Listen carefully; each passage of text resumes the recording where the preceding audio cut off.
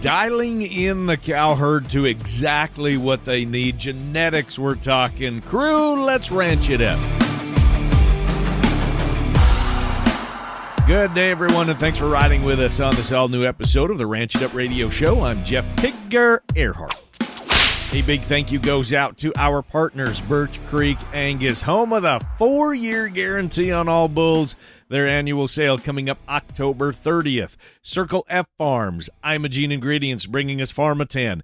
Jorgensen Land and Cattle, home of the Motherlode sale. LivestockMarket.com, EquineMarket.com, AuctionTime.com. Moose Creek Red Angus, their dispersal sale is coming up December 22nd and 23rd. RanchChannel.com, RFD TV, the Tri-State Livestock News, Top Dollar Angus, Transova Genetics, Westway Feed Products, Wrangler, Wolf Cattle, and this fine radio station. Cattle Battle. What if you knew exactly what your cow herd base was? What I mean is knowing the genetic makeup, and not just the dam and sire, but what each individual animal needs genetically to reach your goals. That may be pounds at weaning, it may be retaining females, and it's not just heading to the bull sale and purchasing that particular bull with the highest weaning weight EPD, thinking that's going to solve all your problems. We're talking about genomically testing your cow herd, and it's not just for the bull guys. It's for all of us in the cow business. Now, let's break down the who, what, when, where, how, and why with Larry Grand with Jorgensen Land and Cattle. Hey, Larry, thanks for coming on the program. Genomically testing the cow herd. Let's deep dive this one. Basically, what we do at Jorgensen Land and Cattle on the commercial side for our commercial customers is we run a DNA test on commercial heifers or cows, bred heifers, whatever the case may be. We have several different scenarios that we can test females. But basically what we're trying to do is get a baseline of what that cow herd is. And what that does, it helps us to better select the bulls for our commercial customers to create the calves that they want that meet the needs for their operation. So we've got a couple different ways we can do it. One is, of course, testing bred heifers that we know that they're bred. They're going to be coming 2-year-olds, of course, and we can test those, get a really good idea of what the cow herd is, and move forward with them. The other scenario is we test the coming 3-year-olds because they've had their first calf, they're bred back. We know they're probably going to be in the cow herd quite a bit longer. So, less danger of a cow falling out, after we DNA test her to, assure what she is. Or the ultimate scenario is we test the heifer calves before we select our replacement heifers. And what that allows us to do then is help in the selection process to make sure we're getting the right heifer calves to become replacement heifers that are meeting the needs of the rancher. So it doesn't really matter what age that we test these heifers at. We can test them at branding, we can test them at preconditioning, we can test them when we bangs vaccinate, whatever the case may be. Even older cows. We've tested a lot of older cows, but it gives us a really good idea of what the cow's makeup is. So we've got 17 different traits that we look at, and we can truly assess the cow herd as to what the bull needs are and really create better calves for our customers. And when you talk about the need of the producer, it might be this scenario of maybe I'm just focusing on a terminal herd, and that's what I have, or maybe I purchase my replacement females. Maybe it's I keep my replacement females. Maybe it's I'm selling and marketing and adding that other enterprise. So it's kind of, really fine-tuning what the goals are. Maybe, there too is identifying really what a producer's goals are given the environment that they're in. So I got a question for you, Larry. When you have got some of this data back and you're going through it with some of your commercial producers, Has there been some surprises on behalf of different breeders where they were, well, gosh, I thought I was over here and I'm completely over here? We get that every once in a while. It's not usually not too dramatic or too drastic because, you know, people are selecting their bulls, based on the EPDs. So they know if they're low birth weight, they know if they've got, better weaning or better yearling or whatever the case may be. So the bull side of the situation is, pretty well known. So if they use, kind of the same breeding criteria year after year after year, they're really stacking those genetics, the genetics out of those bulls to, create those females. Every once in a while, we will get somebody that, it's like, oh, well, they've got older cows and we get the DNA back, we get the results back, and it's like, you're only at an 18 milk. You can go up to probably a 24, 25 milk and be okay, and we'll increase your weaning weights. And they sometimes they don't pay attention to all the EPDs when they select bulls, and it can really kind of pull the cow herd down. But again, what it really does is gives us a great baseline as to what those cows are, and then what are the needs of those cows to create the calves that the ranch wants. So, And kind of a bottom line on this, what does this cost me as a producer? it's $39 a head, and what that includes is all the equipment necessary to pull the DNA sample. So we can send you the tissue collectors, which is just a small hole punch, about a 16th of an inch hole that you punch out of the ear of the cow or the heifer or the calf, whatever the case may be. And then it's got a barcode on it, and you just write the ear tag number down next to the barcode and then send them to us. We send them in, we get the results back, and then we, discuss what we're doing. We also have what we call match sets. So they're an EID with a TSU and a panel tag that goes with it. Now we can have these panel tags custom made through Allflex to, match your management style. So let's just say they're 2025 born heifer calves, and we're going to test them all, and this is going to be their permanent ear tag. So you want all of your ear tags to start with 500, and so we can have those custom printed with your name on it, or whatever the case may be, whatever we need to have on there, we can put on there. And of course, then you have the 840 EID to go with it, or we can just get a regular EID to go with it. So we can incorporate all three mediums, the DNA, the panel tag, and the EID to identify that calf. And we provide that all to you for free of charge. Now, when you're talking with producers, and I'm thinking of my own scenario, I know that this cow does this. I know that this cow over has does this, or she has done that. What I mean by that is what kind of calves she's raised. I go back in my record books. So how do you deal with somebody like me where I'm going to say, yeah, Larry, I already know that about my cows. I already know that, well, I'm probably going to have to sell this one next year that she's a little harder doing, but she was the kid show heifer, whatever the case is. So how do you deal with some of that adversity when somebody says, Larry, I know my cow herd and I know what they can and can't do? Okay, that's great. That's good. I mean, we can take that, and we can still select the bulls that are going to do the right thing for them. But then my question always back to them is, how do your cattle grade?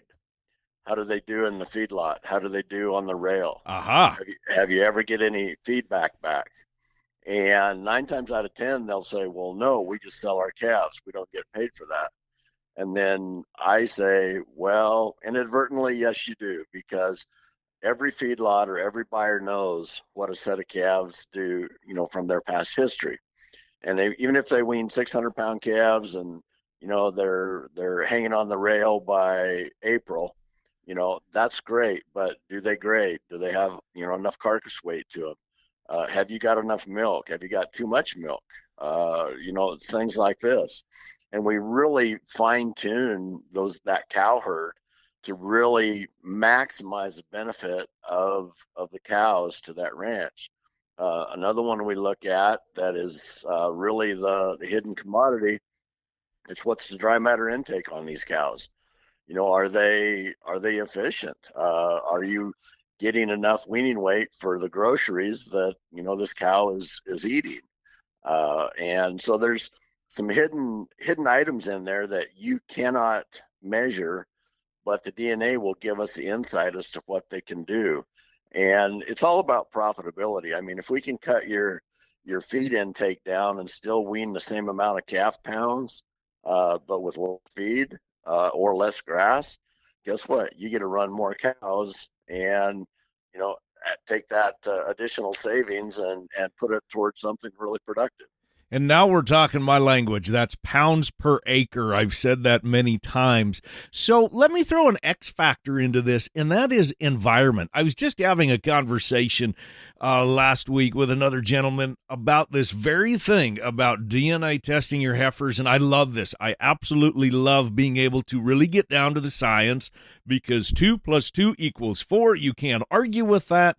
But how much does environment come into play when you start analyzing this data, sitting down with me, really getting a really nice snapshot of where my cow herd is and all these other variables that come into it with feedstuff availability and grazing and everything? And when we come down to actually selecting bulls, how much does environment come into that? Because Jorgensen bulls, they go to 48 different states. I mean, there is the opportunity to purchase these bulls in the four corners of the country. And when you take in the diversity of the United States, I mean, geographically and environmentally, that's extremely, extremely diverse. It is, and you have to take into account the environment, for each animal. So we're working with the hair shedding studies, and we actually have a sire line we had inadvertently didn't know was actual really good hair shedders. And guess what? Most of those bulls are going down to the southeast, so they shed hair off very quickly. They're still black bulls down in the southeast. They don't work a lot in the summertime, but they work when they want them to in the fall of the year and in the winter. So that matches their environment really well. But when we get up here, in the northern plains and Rocky Mountain region, and you look at that environment, definitely has effect on what you want. What the milk requirements for a cow in, let's just say, southeast Idaho versus northeast South Dakota. It's two totally different environments. So, we have to really pay attention. We can't get carried away with milk, for instance, because it takes a lot of groceries to get that cow to produce a pound of milk. Mm-hmm. And if you're putting a bull that's a 32 milk, or a cow that's got 32 milk in that environment, guess what? She's probably going to work her butt off, just to maintain herself and the calf. And there's a really good chance that she's going to come up open, because she just doesn't have the genetic makeup for that environment. So we always look at what do you normally do, and we don't want to push that boundary too much, but there's a reason that those cows in some of the mountain states and the high desert areas, they're only 21 to 22 to 23 milk. They're not a 30 to 32 like Mm-hmm. from East River and eastern Nebraska on. They don't have the feedstuffs to support that cow. So we really have to fine tune the heifer selection and make sure that that heifer truly does fit the environment. And so, like, we got guys that want to buy replacement heifers, and they would love to have some northern cattle as replacement heifers, as long as they stay kind of in the northern plains, or even get into Kansas, Oklahoma. They'll have the feedstuffs to make those cattle work.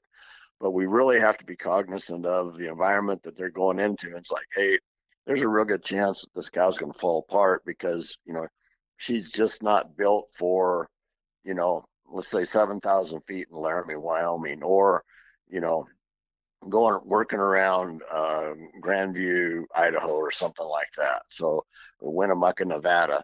So we really have to, be careful of, number one, make sure we got the right animals for the right environment for sure. Larry Grand with Jorgensen Land and Cattle. We've got your curiosity up now, don't we? This is part one of a two-part series. We'll be back next week with the second half where we look at the numbers, dollars and cents of applying such technology. Definitely want to tune in for that one. All right, it's time for a break. When we come back, news updates. Is she bred or open? Y'all know a whole bunch more of the cow stuff when we come back on the Ranch It Up Radio Show. For years now, I've been telling you all about Pharmatan from Imogene Ingredients. Well, it's time to make the change and add Pharmatan to your cow's diet, to your calf's diet. Get that boost in health and increase feed efficiency. It all starts with nutrition, so add Pharmatan. Don't miss the 4th annual Jorgensen Land and Cattle Angus Motherlode Sale, Saturday, November 22nd, Ideal, South Dakota. For the first time, selling select bulls plus maternally focused Angus females backed by 10-plus generations of proven genetics. Details at ranchchannel.com and jorgensenfarms.com. The Motherlode Sale, the source for maternal Angus genetics. LivestockMarket.com offers all the tools you need for a successful production sale. The easy-to-use online platform makes it super easy to take bids from anywhere in the world. Buyers can place pre-bids and real-time bids, browse your sales catalog, and watch your sale broadcast live. LivestockMarket.com is also the ideal platform for private treaty sales and timed online-only auctions. There's no easier way to find buyers for cattle, horses, sheep, and hay. Sell on your terms today with LivestockMarket.com. Today's news segment is brought to us by Central States Testing and the Chute Side Pregnancy Test. For less than $9 a head and a few drops of blood, you can call them open or bred in 5 to 20 minutes with 99.5% accuracy at 28 days post-breeding. Make life simple and order yours today at cstbvd.com. That's cstbvd.com. Crawford Livestock Market in Crawford, Nebraska is my destination, where last week Friday they stamped their place in history with a blockbuster sale that will be talked about for, I'm going to say, years to come. Now, in one extraordinary event, the barn shattered 39 of their personal barn records, 25 state records in the state of Nebraska, and 13 national records, making it as one of the greatest livestock sales ever held. I've got the breakdown in the show notes for this episode of ranchitupshow.com. You can check it out. Now, nationally, Crawford's impact, it was just awesome. The sale produced 4 top 10 all-time prices of 5 weights, 6 of the 10 highest 6-weight prices ever recorded, the 6th highest 7-weight at 4 1/4. Those were 7/12 weights. Now, I could go on and on and on, but to make it easier for y'all, head to ranchitupshow.com, click on the show notes for this episode. We've got the information there. Big thanks and a shout-out to National Beef Wire for putting this all together. And in other news, last week, a federal district court in South Dakota ordered that ranchers Kenny and Roxy Fox and Rick and Teresa Fox and their ranch organizations can proceed with their lawsuit filed on behalf of the New Civil Liberties Alliance, challenging the lawfulness of the U.S. Department of Agriculture's new rule requiring electronically readable ear tags, or EID ear tags, for certain cattle and bison transported across state lines rather than already in place efficient means of cattle identification. In its opinion and order, the U.S. District Court for the District of South Dakota, Western Division, denied the USDA's motion to dismiss the ranchers' claims based on lack of standing. It further denied the USDA's request to strike portions of the ranchers' claims, implicating a recent Supreme Court ruling the ranchers assert clarifies the USDA is not entitled to deference when citing a broad statute to justify its action of mandating EID ear tags, and their claim that the USDA acted unlawfully by failing to establish the agency's mandatory EID program as necessary. RCAF USA CEO Bill Bullard said, "We are pleased that the court has determined our case is worthy of proceeding on to the next phase of litigation." He said, however, because this case involves a federal agency regulation implemented during the Biden administration that imposes an unnecessary and costly burden on America's cattle farmers and ranchers, he says, we believe this mandate should be targeted for elimination by the new Trump administration. And finally, more livestock killings have been reported in Duchesne County, Utah. A $20,000 reward is being offered for information leading to the arrest of those involved. Report any suspicious activity to the Duchesne Sheriff's Department. That's all we have for the news. Keep it parked. You're listening to the Ranch It Up Radio Show, and we'll be right back.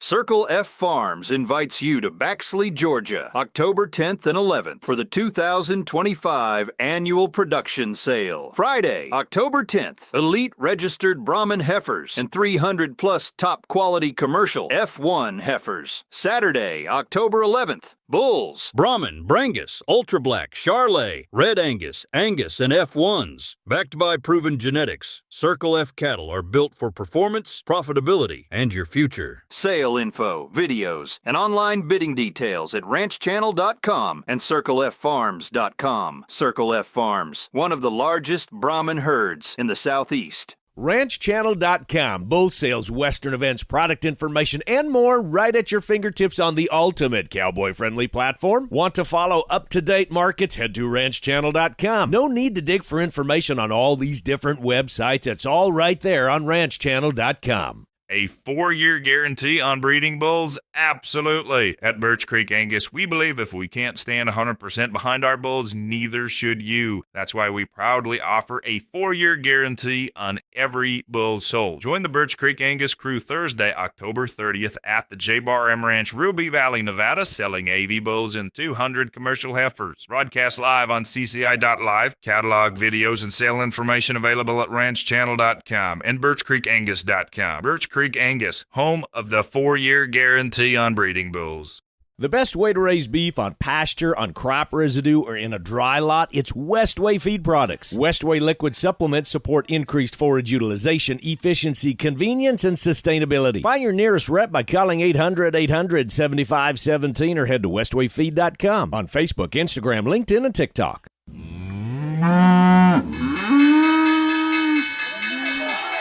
Welcome back, everyone, to the Ranch It Up Radio Show. It's that time in the program. We check in with Kirk Donsbach, StoneX Financial Incorporated, recapping the markets from last week. I know we had kind of a week off. Kirk, glad to have you back. So numbers last week, what did they look like? Good morning, Tigger, and all your listeners out there. We'll jump right into it.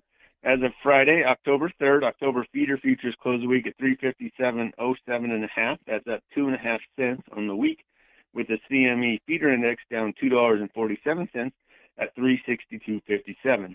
The basis against the lowest cash price of $2.29 and October futures is a negative $2.02.5. With first notice day for delivery on October 6th, October futures are very susceptible to delivery. Choice boxes were down another $9.16 at 362.27, definitely the weak spot in the cattle market, with estimated spot packer margins losing over $200 a head. We did not have reports for dress weights or yearly production with the government shutdown. December corn closed the week at $4.19.5. That's down 2 cents on the week. Corn continues to consolidate as it waits for yield reports coming out of harvest and a better understand of what production is. If you are ready to sort out which cows are truly paying off, this one's for you. Hey, I'm Shay Wanner, and I host the Casual Cattle Conversations podcast. In one of my recent episodes, we cover how Sirius Tag and Rangeview have teamed up to help ranchers more effectively measure profitability and effective grazing strategies. Here's a small portion of our conversation. If they don't ever pull the cows truly off the range, they can look at a map for as long as they want the tag to be active for and see the grazing movement of that cow and how her efficiency has changed over time. Because the other thing we don't talk about enough is that different cows intake different amounts of feed at different life cycles. One cow eats tremendously more when she's developing a calf, and one cow spends a lot more energy intaking to get herself bred back and back into condition when we first breed her. And so understanding the efficiency of those cows at that level gives us, again, a much better ability to manage our forage and our cattle both to maximize the utilization of each one. We don't want to take more forage than is good for the range. We also don't want to waste forage in cows that are doing a poor job of giving us a calf to go sell at the end of the process. Listen to the full story by searching for Casual Cattle Conversations on your favorite podcast player. Happy ranching, folks. And a big shout out and congratulations goes out to Circle F Farms from Baxley, Georgia on their first annual Angus female sale. 78 head, averaged $46,000 with the top, and the high seller got $470,000. And then a shout out and congratulations to ISA Beefmasters in San Angelo, Texas. 103 bulls, averaged $10,165 with a high seller of $25,000. Those sale reports, along with upcoming production sales, available at ranchchannel.com. And now that's going to wrap it up for today. A big thanks goes out to our crew, Larry Grand with Jorgensen Land and Cattle, Kirk Donsbach, StoneX Financial Incorporated, and Shay Wanner with Casual Cattle Conversations. A big tip of the hat goes out to our partners, Birch Creek Angus, Circle F Farms, Imogene Ingredients, Jorgensen Land and Cattle, LivestockMarket.com, EquineMarket.com, AuctionTime.com, Moose Creek Red Angus, RanchChannel.com, RFD TV, Top Dollar Angus, Transova Genetics, Westway Feed Products, Wrangler, Wolf Cattle, and this fine radio station.